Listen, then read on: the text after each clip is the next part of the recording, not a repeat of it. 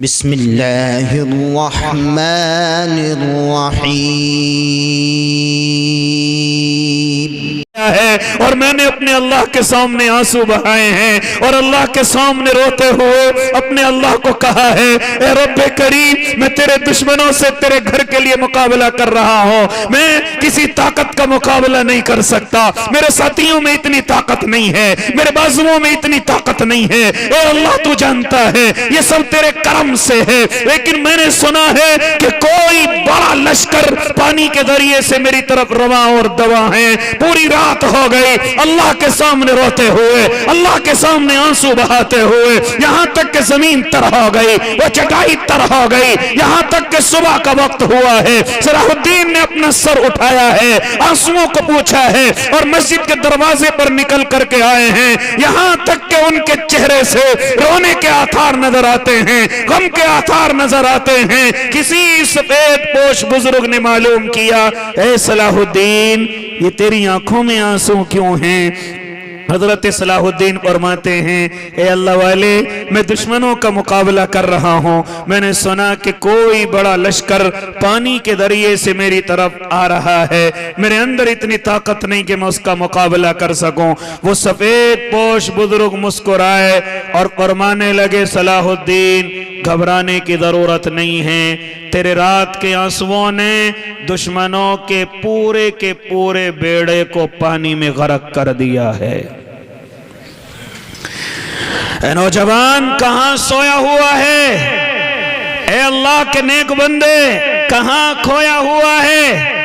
مجھے ذرا غلطیاں دہرانے دے، میں تہجد کی بات کروں، آج تو میرے نوجوان کے پاس نماز 5 وقت پڑھنے کا وقت نہیں، آج میرے نوجوان کے پاس اپنے علماء کے پاس بیٹھنے کا وقت نہیں، دعوت و تبلیغ کے ساتھ وقت لگانے کا وقت نہیں، خانقاہوں کے بزرگوں کے پاس جانے کا وقت نہیں، اللہ کی ضربیں لگانے کا وقت نہیں، کیونکہ آج کا نوجوان بڑی تیزی کے ساتھ اس دنیا کی رعنائیوں میں کھو چکا ہے، جو اپنے آپ کو ایمان والا کہتا ہے، جو اپنے آپ کو اسلام والا کہتا ہے، ہاں حد تو یہ ہو گئی کہ تمام کے تمام بڑے گناہوں کا کرنے والوں اگر میں یہ کہتا چلوں کہ مسلمان ہیں تو کوئی مبالغہ نہیں ہے، کوئی جھوٹ پر مبنی نہیں ہے، آج تمام کے تمام گناہوں کا حصے دار اگر کوئی ہے تو عالم اسلام کا رہنے والا ہے، ہاں آج یہی اپنے آپ کو ایمان والا کہنے والا ہے، ذرا بتاتا کیوں نہیں؟ میں خانوں میں سب سے زیادہ اگر کوئی ہے تو مسلمان نوجوان ہیں،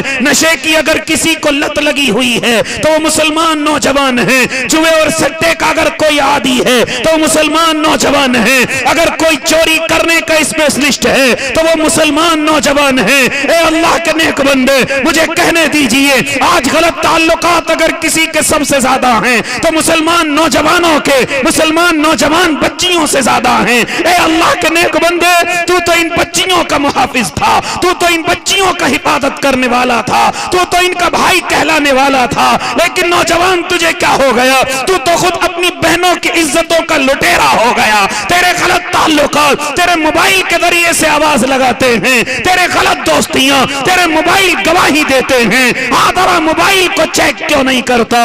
اے اللہ کے نیک بندے آج تیرے موبائلوں کے اندر ہاں ہونے والی بیوی کا نمبر نہیں بلکہ تیری گرل فرینڈ اتنی ہو چکی ہیں کہ تو ان کی محبت میں اپنے اللہ کو بھول گیا ہے۔ پھر کیوں اللہ کی رحمت کا انتظار کر رہا ہے؟ کیوں اللہ کی رحمتوں کا منتظر ہے؟ ان بچیوں کا تو محافظ کہنے والا تھا، ان بچیوں کا تو محافظ ہونے والا تھا، تو بڑے شوق سے آواز لگا کر کے تمام بچیوں کو اپنی بہن کی نظروں سے دیکھتا تھا، لیکن آج تجھے کیا ہو گیا؟ ہاں مجھے کہنے دیجئے آج بچیوں کا گھر میں ہونا باپ کے لیے شرم کی بات ہو گئی ہے، ماں کے لیے نیند حرام ہو گئی ہے، یہاں تک کہ ماں اور باپ دونوں سمجھ رہے ہیں کہ شاید بچی کا پیدا ہونا یہ ہمارے لیے مصیبت بن گیا ہے، یہ ہمارے لیے پریشانی کا سبب بن گیا ہے۔ میں نے ایسے باپ کو دیکھا ہے، میں نے اپنی نظروں سے دیکھا ہے کہ باپ کام پر نہیں جاتا، صرف بچے بچیوں کی حفاظت کی وجہ سے، صرف بچیوں کے عزت و آبرو کی وجہ سے باپ گھر سے نکلنے میں ہمت نہیں جٹاتا ہے، کیونکہ گھر میں جوان بچی ہے، گھر میں جوان بیٹی رہتی ہے۔ ہاں میں نے ایسی ماں کو دیکھا ہے جو رات کو سکون سے نہیں سوتی، بلکہ اٹھ کر کے دیکھتی ہیں میری بچی میری چارپائی پر موجود ہے کہ نہیں ہے، میری بچی میرے گھر میں موجود ہے کہ نہیں ہے۔ کون ہے یہ بے چینی لانے والا؟ کون ہے باپ کی نیند حرام کرنے والا؟ کون ہے ماں کو یہ پریشانیاں دینے والا؟ کوئی اور نہیں ہے، مجھے کہنے دیجئے میرا اور آپ کا نوجوان ہے، کوئی باہر سے نہیں آ رہا ہے۔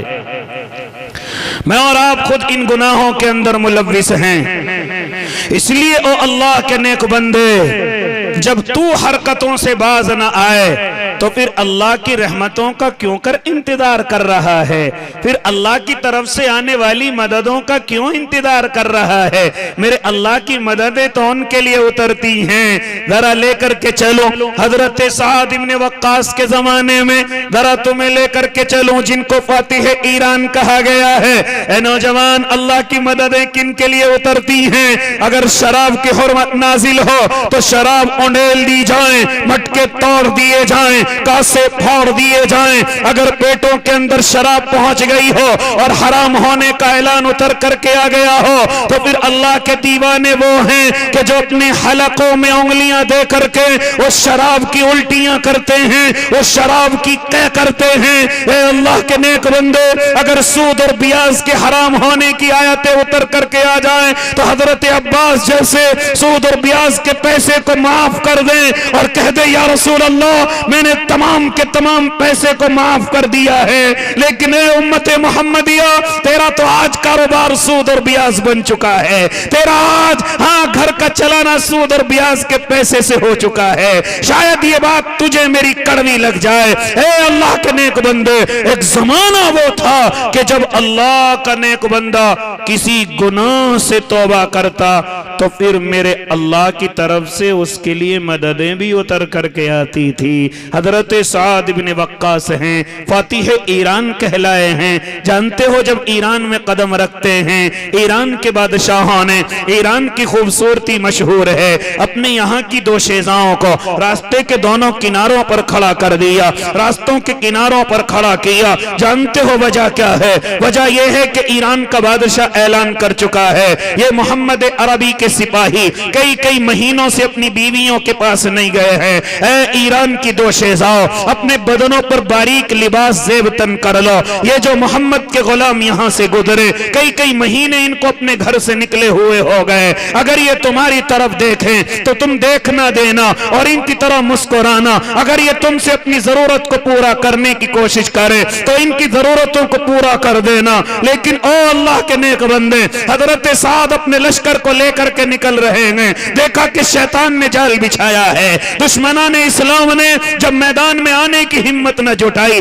تو اس طرح سے ایمان کا سودا کرنا چاہتا ہے، اس طریقے سے اللہ کے نبی کے غلاموں کے ایمان کو خریدنا چاہتا ہے۔ حضرت سعد نے فرمایا تھا اے اللہ کے نیک بندو، اے اللہ کے نبی کے غلاموں، اگر عورت بے حیا ہو جائے، اگر عورت بے پردہ ہو جائے تو سارا حکم عورتوں کے لیے نہیں ہے، بلکہ وہی قرآن کریم کے اندر میرا اللہ مردوں کو بھی حکم دیتا ہے اے مردوں کی جماعت، اگر تم یہ دیکھو کہ بے حیا بے حیائی راستوں پر عام ہو چکی ہے تو اب تمہاری بھی ذمہ داری یہ ہے کہ اپنی نظروں کو جھکا لینا، اپنی نظروں کو جھکا لینا، اپنی نظروں کو جھکا لینا۔ چنانچہ تمام کے تمام صحابہ یہ آیت کریمہ سنتے ہیں اور اپنی نظروں کو جھکا لیتے ہیں۔ وہ تمام دو شہزائیں آج محو تعجب ہیں اور کہہ رہی ہیں اللہ یہ کون سی مٹی کے بنے ہوئے ہیں، یہ کون لوگ ہیں؟ ہمیں دیکھنے کے لیے نہ جانے لوگ کتنا خرچ کر کے آتے ہیں، کتنا مال لٹا کر کے آتے ہیں، لیکن یہ کون لوگ ہیں؟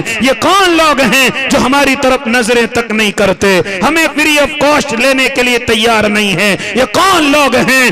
ایک دو شہزا ہمت کر کے سب سے پیچھے چلنے والے صحابی کو پکڑ کر کے کہتی ہے او کون ہو؟ کون سی مٹی کے بنے ہوئے ہو؟ کہاں جا رہے ہو؟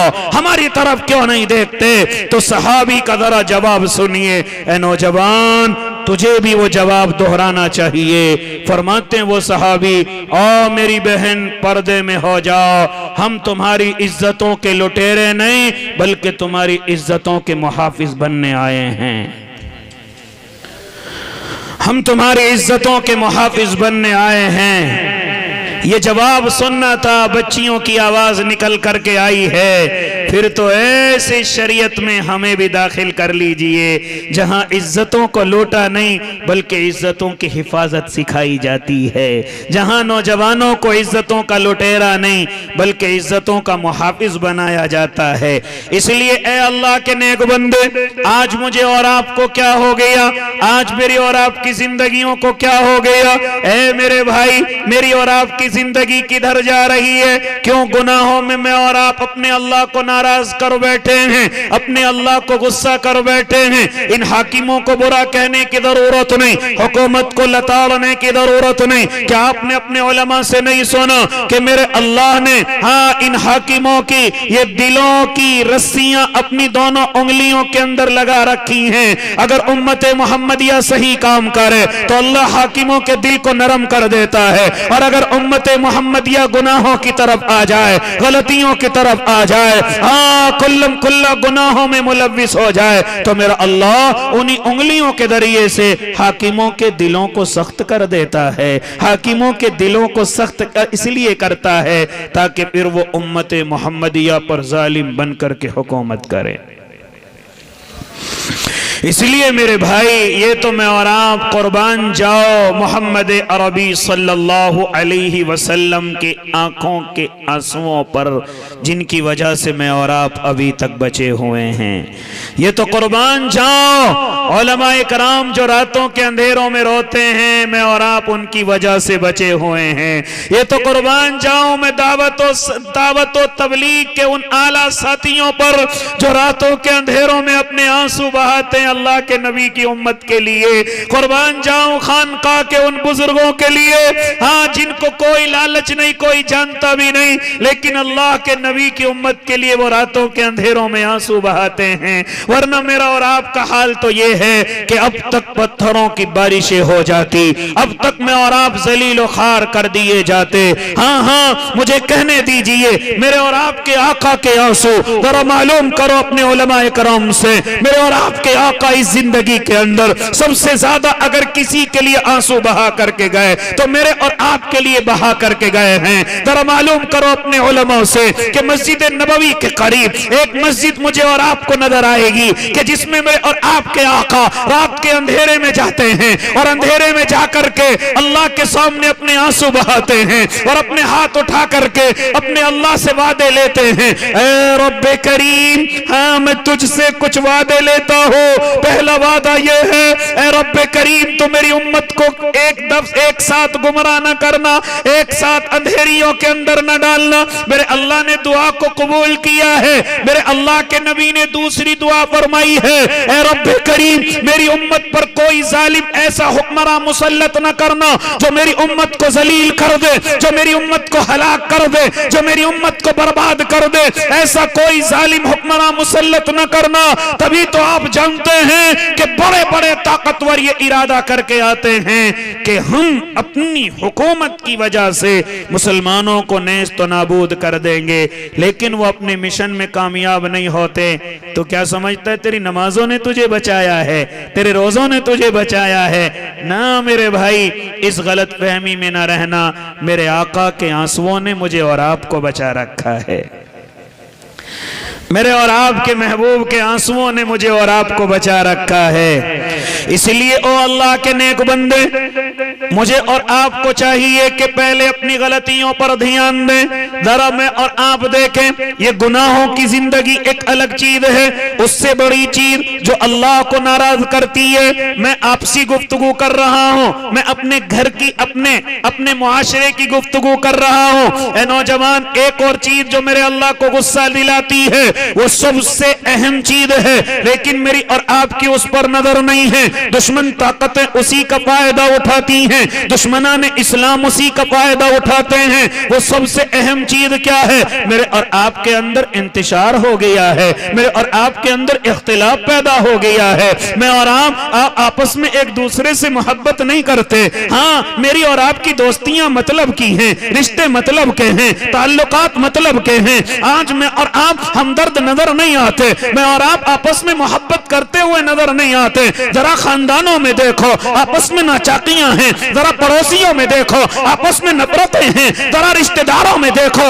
کئی زمانے ہو گئے ان کو آپس میں کلام کیے ہوئے۔ یہ امت مسلمہ کا حال ہے، یہ امت مسلمہ کے معاشرے کا حال ہے کہ آپس میں اختلاف اتنا بڑھ گیا کہ آپس کی نفرتیں اتنی بڑھ گئی، آپس کی دشمنیاں اتنی بڑھ گئی۔ مجھے کہنے دیجئے اور ڈر ڈر کے کہنے دیجئے، اللہ کی قسم علماء کرام، میرے اور آپ میں حسد بڑھ گیا ہے۔ اے دعوت و تبلیغ کے ساتھیوں، مجھے اور آپ میں حسد آ گیا ہے۔ اے خانقاہ کے بزرگوں، اے خانقاہ کے رہنے والے سالکینوں، تمام کے تمام اس چیز کی گواہی کیوں نہیں دیتے کہ میں اور آپ حسد جیسی بڑی بیماریوں کے شکار ہو گئے ہیں۔ میں اور آپ تمہیں تو سمجھا رہے ہیں، لیکن ہم میں تو خود اپنی صفوں میں اتفاق نہیں ہے، ہم میں تو خود اپنی صفوں میں اتنے بڑے اختلاف ہیں، ایک دوسرے کو دیکھنا پسند نہیں کرتے، ایک دوسرے کی ہاں اللہ نے اگر عزت بنائی تو اس کو پسند نہیں کرتے، اگر اللہ نے کسی کو صلاحیت دی تو اس کو پسند نہیں کرتے۔ یہ بیماریاں مجھ میں اور آپ میں اور ہر جنس میں عام ہو چکی ہیں، ہر جنس میں اور آپس میں عام ہو چکی ہیں۔ اے اللہ کے نیک بندے، اگر اپنے اللہ کو راضی کرنا چاہتا ہے تو ان بیماریوں سے نکل کر کے باہر آنا پڑے گا، آپس میں محبت کی صدائیں لگانی پڑے گی۔ ہاں، اگر کسی سے محبت کرتا ہے تو اللہ کے لیے، دوستی رکھتا ہے تو اللہ کے لیے، رشتہ ہے تو اللہ کے لیے، محبت اور ہمدردی ہے تو اللہ کے لیے۔ آج میرے اور آپ کے اندر سے ہمدردی بالکل ختم ہو گئی، ہم ہمدردی جیسا شبد جانتے ہی نہیں کہ ہمدردی کہا کسے جاتا ہے۔ آج اگر کسی کے لیے 2 قدم بڑھا کر کے جائیں تو میں اور آپ اپنا کمیشن طے کرتے ہیں، اپنی مزدوری طے کرتے ہیں۔ ہمدردی کے لیے کچھ نہیں، محبت کے لیے کچھ نہیں، غمخواری کے لیے کچھ نہیں۔ اے اللہ کے نیک بندے، آدھر اور میرے آقا کی زندگی کو دیکھ لے۔ میرے آقا فرمایا کرتے تھے کہ کسی کی سفارش کرنا یہ میری سنتوں میں سے ہے، اس سنت پر بھی اپنے بھائی کے لیے فری میں عمل کرنا۔ لیکن آج ہم سفارش تو کرتے ہیں لیکن کمیشن بھی طے کرتے ہیں۔ ہاں، ذرا لے کر کے چلو اللہ کے نبی کے زمانے میں ایک مرتبہ ایک صحابی اللہ کے نبی کی خدمت میں حاضر ہوتے ہیں اور آ کر کے عرض کرتے ہیں، یا رسول اللہ، ابو جہل میرا قرضہ نہیں دیتا۔ اللہ کے نبی، ابو جہل پر میرا قرضہ ہے، وہ میرا قرضہ نہیں دیتا۔ اللہ کے نبی کھڑے ہو جاتے ہیں، اس کو اپنے ساتھ لے کر کے چلتے ہیں۔ کس ابو جہل کے گھر میں جو اللہ کے نبی کا کھلا ہوا دشمن ہے؟ ہاں، کس ابو جہل کے گھر میں جو اللہ کے نبی کی نیندوں کو حرام کیے ہوئے ہے؟ کس ابو جہل کے گھر میں کہ جو مخالفت میں اتنا آگے بڑھ گیا تھا، اتنا آگے بڑھ گیا تھا کہ میرے آقا کو بڑے بڑے نقصان اس نے پہنچائے ہیں، اتنی تکلیفیں پہنچائی ہیں کہ میرے آقا فرمایا کرتے تھے، ہر امت کا کوئی نہ کوئی فرعون ہے، میری امت کا فرعون ابو جہل ہے۔ یہ ابو جہل اس کا نام نہیں ہے، نام تو اس کا عمر بن ہشام ہے۔ ابو جہل کہا کیوں جاتا ہے؟ یہ جاہلوں کا باپ بن گیا تھا، مخالفوں کا باپ بن گیا تھا، اللہ کے نبی کی دشمنی میں اتنا آگے بڑھ گیا تھا کہ اس کی شرم ختم ہو گئی تھی، اس کی حیا ختم ہو گئی تھی، میرے آقا کو ہر قدم پر نقصان پہنچاتا تھا۔ لیکن جیسے ہی وہ صحابی اللہ کے نبی کی خدمت میں حاضر ہوتے ہیں، کمزور صحابی ہیں، اور آ کر کے عرض کرتے ہیں، یا رسول اللہ، ابو جہل میرا قرضہ نہیں دیتا، اللہ کے نبی اور دھمکیاں بھی دیتا ہے، مجھے اس سے ڈر لگتا ہے، وہ مکے کا سردار بھی ہے، وہ مکے کا طاقتور بھی ہے، وہ کوئی بھی مجھے نقصان پہنچا سکتا ہے۔ لیکن میرے اور آپ کے آقا اپنے اس کمزور سے اللہ کے بندے کو لے کر کے چلتے ہیں، ابو جہل کے دروازے پر پہنچتے ہیں، کنڈی کھٹکھٹاتے ہیں، ابو جہل نکل کر کے آتا ہے، میرے آقا فرماتے، ابو جہل اس بھائی کا قرضہ لا کر کے دے دو۔ ابو جہل سیدھا جاتا ہے اور قرضہ لا کر اللہ کے نبی کے اس ساتھی کو دے دیتا ہے۔ آج تو اگر میں اور آپ کسی کے دراز سے قرضے کو لینے کے لیے چلیں تو پہلے اپنے بھی طے کر لیتے ہیں، میرے کتنے رہیں گے ان میں سے۔ یہ آج میری اور آپ کے جن کاروباروں کو کبھی کبھی جن چیزوں کو شرم کے طور پر کہا جاتا تھا، آج مسلمانوں نے ان کو اپنا کاروبار بنا لیا ہے۔ آج مسلمانوں نے اپنے آپ کو وہ چیزیں اپنے گھر کے کھانے بنانے میں ملا لی ہیں۔ اے اللہ کے نیک بندے، کمیشن کے ذریعے وہ اپنے آپ میں گھر میں لے کر کے آتا ہے، سفارش کر کے لے کر کے آتا ہے، اپنے بھائی کی ہمدردی کے لیے کچھ نہ کچھ قیمت لے کر کے آتا ہے، حالانکہ تو اپنی بھائی کے ہمدردی کے لیے کھڑا ہوتا، اللہ تجھے ہر قدم پر ثواب عطا کرتا، اللہ تجھے ہر لفظ پر ثواب عطا کرتا، لیکن تو نے وہ سب ثواب کھو دیا ہے اور صرف اپنے کمیشن کے لیے۔ حالانکہ میں کمیشن کو حرام قرار نہیں دے رہا ہوں، اگر آپ کسی کے لیے محنت کر رہے ہیں، کمیشن جائز ہے، زمین دلوا رہے ہیں، کمیشن جائز ہے، کوئی چیز خریدوا رہے، کمیشن جائز ہے، میں اس طرف جانا نہیں چاہتا، لیکن اگر کوئی تم سے ہمدردی میں ایسا کام کرائے کہ جس کی تمہیں قیمت نہیں لینی چاہیے، دل بھی گواہی نہ دے، تو میرے بھائی اس کام کو نہ کر کے دکھا، اللہ اور زیادہ محبت پیدا کر دے گا، اللہ اور زیادہ آپت میں الپتے پیدا کر دے گا۔ اس لیے وہ اللہ کے نیک بندو جو کبھی کبھی شرم کی چیزیں سمجھی جاتی تھی، آج میں نے اور آپ نے ان کو کاروبار سمجھ لیا ہے۔ رشتے ناتے کرانا میں اور آپ فخر کی بات سمجھتے تھے، لیکن آج تو رشتے ناتے کرانے کے بھی ہم نے پیسے طے کر لیے ہیں، ہم نے فائلیں تیار کر لی ہیں۔ ہاں، میری فائل میں اتنی مہنگی مہنگی لڑکیاں ہیں، ان کے ساتھ اتنے جہیز ہیں، بتاؤ کون سی لڑکی سے کرو گے؟ ہاں، یہ فائل میں نے تیار کی ہے اور اس فائل کے اتنے پیسے لگیں گے، اس رشتے کو کرانے کے اتنے پیسے لگیں گے، یہ گاڑی کو اگر ہم کار میں بدلے تو اتنے پیسے لگیں گے، 10 لاکھ کی کار کو 15 میں بڑھائیں گے تو اتنے پیسے لگیں گے۔ ارے کبھی اکیلے میں جا کر کے سوچنا تو نے کیا کام شروع کر دیا ہے، ذرا تنہائی میں جا کر کے ذرا اپنے دل پہ غور کرنا، یہ تو نے کیا کرنا شروع کر دیا ہے۔ اے اللہ کے نیک بندے، اسی طریقے سے یہ سود اور بیاض ایک شرم کی چیز سمجھا جاتا، آج کوئی گاؤں کوئی محلہ باقی نہیں کہ جس میں سود اور بیاض کا کاروبار نہ ہوتا ہو۔ اے اللہ کے نیک بندے، مجھے کہنے دیجئے یہ مخبری ایک شرم کی چیز سمجھا جاتا تھا، لیکن آج مسلمان مخبری کو اپنا کاروبار بنا بیٹھا ہے۔ مجھے معلوم ہے یہ باتیں آپ کے دلوں پر لگ رہی ہوں گی، لیکن اللہ کے بندے جب تک ان حرکتوں سے باز نہیں آئے گا، اللہ کی مدد کا انتظار مت کرنا، اللہ کی طرف سے آنے والے فرشتوں کا انتظار مت کرنا۔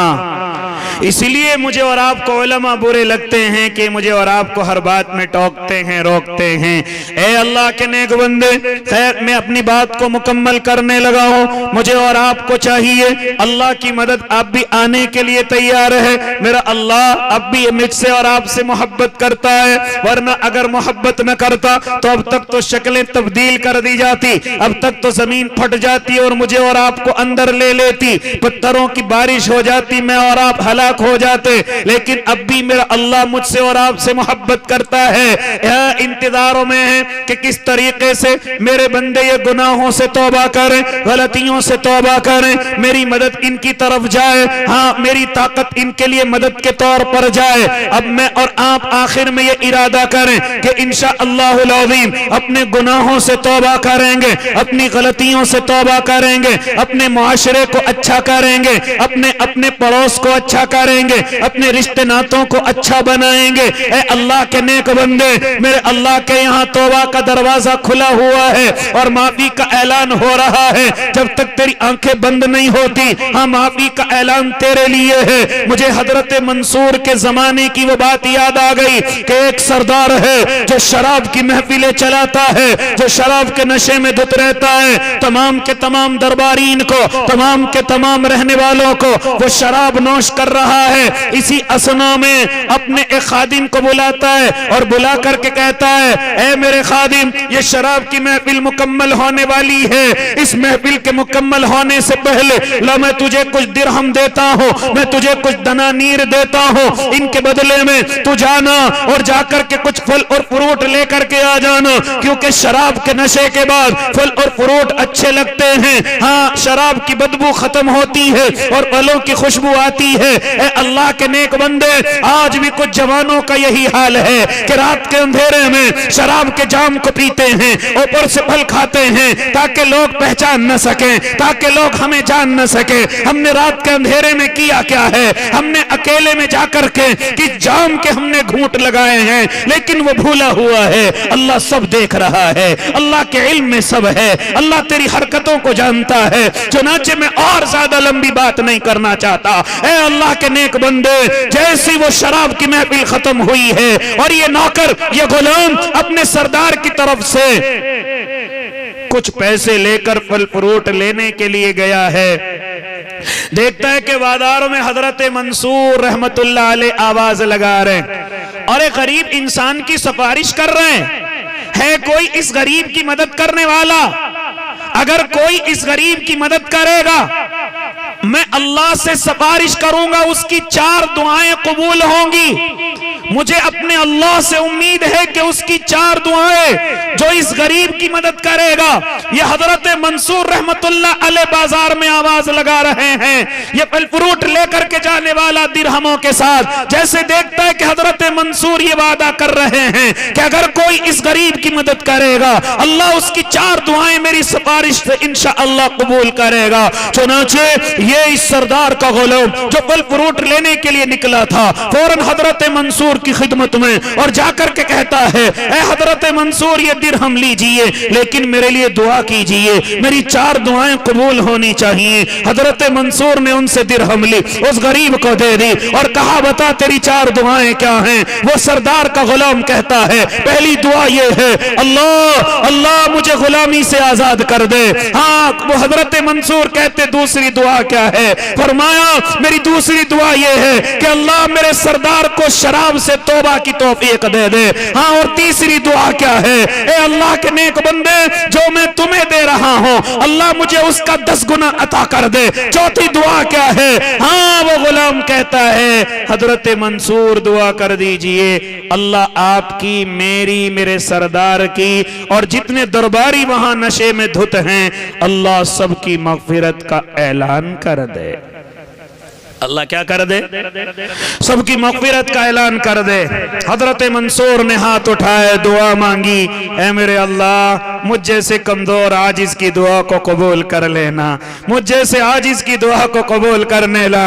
یہ غلام بڑی دیر کے ساتھ اپنے سردار کے سامنے پہنچا ہے اور پہنچنے کے بعد خالی ہاتھ ہے۔ سردار نے کہا پھل کہاں ہیں، فروٹ کہاں ہیں؟ وہ بیچارہ غلام ڈرتا ہوا کہتا ہے سردار محترم میرے پاس درہم نہیں ہے، میں تو وہ درہم دے کر کے آ چکا ہوں اور 4 دعائیں منصور کی لے کر کے آیا ہوں۔ سردار نے کہا وہ کون سی دعائیں ہیں جو حضرت منصور نے تمہاری اللہ سے قبول کروانے کا وعدہ کیا ہے؟ تو سردار سے وہ غلام کہتا ہے پہلی دعا میں نے یہ کرائی تھی کہ میں غلامی سے آزاد ہو جاؤں۔ سردار کہتا ہے جا تجھے آزاد کر دیا۔ دوسری دعا کیا ہے؟ کہا کہ دوسری دعا یہ ہے میں جتنے درہم ان کو دے کر کے آیا ہوں اس کا 10 گنا مجھے مل جائے۔ سردار کہتے یہ پوٹلی اٹھا لیجئے، اس میں یہ 10 گنا اس سے بھی زیادہ اس کے اندر درہم ہیں، ان سب کا تو مالک ہے۔ تیسری دعا بتا کیا ہے؟ تیسری دعا یہ ہے کہ میں ان سے کہہ کر کے آیا ہوں میرا سردار شراب سے توبہ کر لے۔ ہاں ہاں میرا سردار اس کے درباری نشے سے توبہ کر لے۔ ہاں وہ سردار کہتا ہے جب تیری یہ دعا بھی قبول ہو گئی اللہ کی قسم میں نے شراب کو ترک کر دیا ہے، میں نے شراب کو چھوڑ دیا ہے۔ چوتھی دعا کیا ہے؟ کہا کہ چوتھی دعا یہ ہے کہ اللہ میری اور تمہاری اور حضرت منصور کی اور تمام درباریوں کی مغفرت کر دے۔ سردار کہتا ہے یہ میری طاقت میں نہیں ہے، یہ میری بس میں نہیں ہے، یہ میری طاقت والا کام نہیں ہے۔ چنانچہ سردار رات میں سویا ہے، آواز آئی اے اللہ کے نیک بندے جب تو نے وہ کام کر لیے جو تیری طاقت میں تھے، تو نے وہ کام مکمل کر دیے تو پھر تو اپنے رب کی طرف سے کیوں نہ امید ہو گیا کہ جو رب کی طاقت میں ہے اللہ اسے پورا نہیں کرے گا۔ جاؤ ہم نے سب کی مغفرت کا اعلان کر دیا ہے، جاؤ ہم نے مغفرت کا سب کے لیے اعلان کر دیا ہے۔ اے اللہ کے نیک بندے آج بھی اللہ کی مددیں اترنے کے لیے تیار ہیں۔ شرط یہ ہے کہ میں اور آپ ٹھیک ہو جائیں، میں اور آپ صحیح ہو جائیں، میں اور آپ اپنے راتوں کے اندھیروں کو ٹھیک کر لیں، تنہائیوں کو ٹھیک کر لیں، اپنے اللہ کو راضی کر لیں، گناہوں کی زندگی سے نکل کر کے باہر آ جائے۔ میرے اللہ کی مدد آنے کے لیے تیار ہے، لیکن شرط یہ ہے کہ میں اور آپ اپنے آپ کو صحیح کر لیں۔ اللہ ہم سب کو ان باتوں پر عمل کرنے کی توفیق عنایت بخشے، آمین۔ وآخر دعواہم ان الحمدللہ رب العالمین۔